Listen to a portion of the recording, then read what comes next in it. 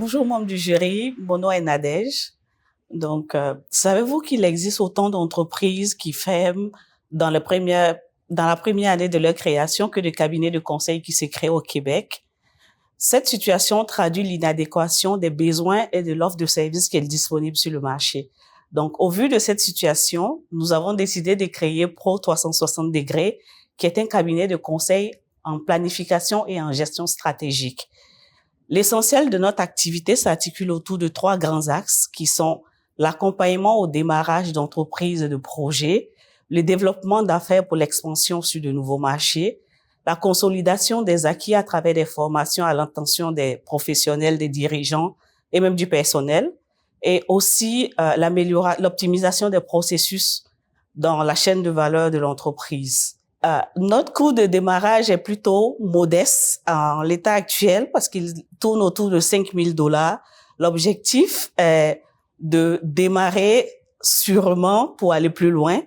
Et notre cible de clientèle s'adresse aussi au B2B, c'est-à-dire des entreprises qui existent déjà, les OBNL, mais aussi à des particuliers comme des étudiants ou alors des personnes, des jeunes retraités en transition vers l'entrepreneuriat.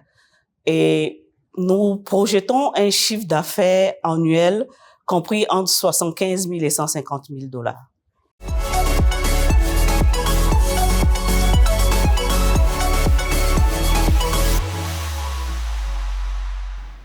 Merci beaucoup pour la présentation, c'était super intéressant.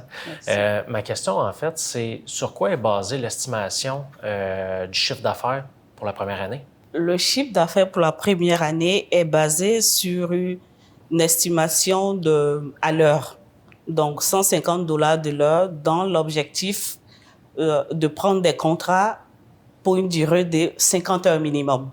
Okay. Donc, avec 3 bons contrats à l'année, je peux atteindre ce chiffre-là. OK, parfait. Merci. Est-ce que tu as déjà commencé à faire de la consultation, à offrir tes services? Bénévolement, oui, mais je n'ai pas encore commencé à facturer parce que je ne suis pas encore structurée. Pourquoi? Pendant longtemps, j'avais du mal à mettre un chiffre sur le travail que j'offrais en dehors de mon travail régulier. Et vu que maintenant, je veux me consacrer exclusivement à ça, donc je me suis préparée à faire des factures maintenant. Bravo. Merci. J'aimerais que tu m'expliques qu'est-ce qui te démarque de la concurrence. Il y a beaucoup de consultants en gestion, stratégie. Puis là, tu nous confirmes que tu as déjà commencé un petit peu, même si c'est bénévolement, pour moi, tu as déjà commencé. Qu'est-ce qui fait en sorte que moi, si j'étais à la recherche d'un conseiller stratégique en gestion, ce serait une bonne idée que je t'appelle? Je suis un cabinet qui offre un service qui se distingue des autres parce que j'ai une expertise qui est au croisement de plusieurs compétences. Le PMI, EDI et la gestion stratégique. Et au-delà de ça, j'ai le français avec moi.